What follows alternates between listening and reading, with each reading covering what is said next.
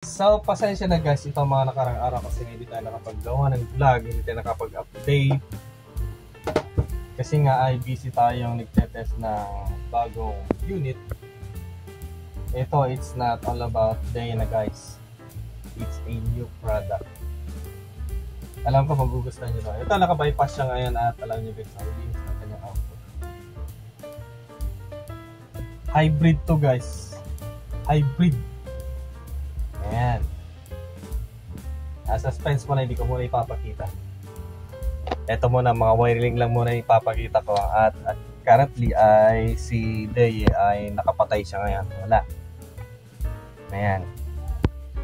So ngayon yung mga napapagot na makita si Day, wala na. Tatanggalin na natin yan. I-play na natin to, tatanggalin na natin si Day at papalit natin tong bagong unit na to. Oops! Dito lang muna, ganun lang muna. Damage po guys kasi ang linis ng kanyang output.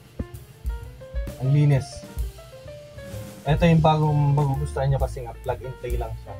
Simpleng setup. Bali dito ko lang siya ay parang tinap muna pansamantala kasi on testing siya ngayon. Ayan lang. So nakapatay yung circuit breaker ni Day. Nakapatay na rin yung kanyang battery. Nakapatay din siya. Wala na si Day. Ito na nga yung parang gagamitin natin. Ayan. Sabi ko na nga ay suspense lang muna. Hopya. Wag na muna. Ganyan lang muna. Dito hindi na natin papadaan dyan. Ayan. So tatanggalin natin lahat yan in the future. Lamig sa ko. Ang ganda.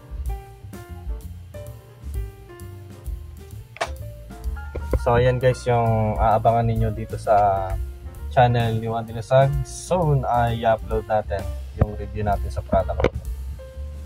Yan yung kanyang wire.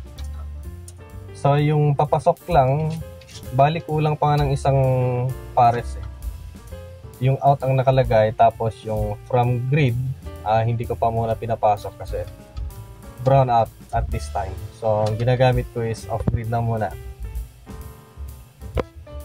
Yan. Bago yan guys, bagong product na alam ko. Marami kasing nalilito, maraming problema kung ano ba yung tamang battery, tamang inverter. So ito wala na kayong problema dito. Okay, so ganyan na muna habang tinetest yung unit. Wala na, kalas-kalas na, wala na yung lagyan ng wire. Bale, ang dami niyang wire. Ang dami. Kasi nga, nandito yung distribution. Malinis sana yan kung meron tayong distribution box. Wala tayong distribution box. Dito lang mismo. So, marami siyang wire.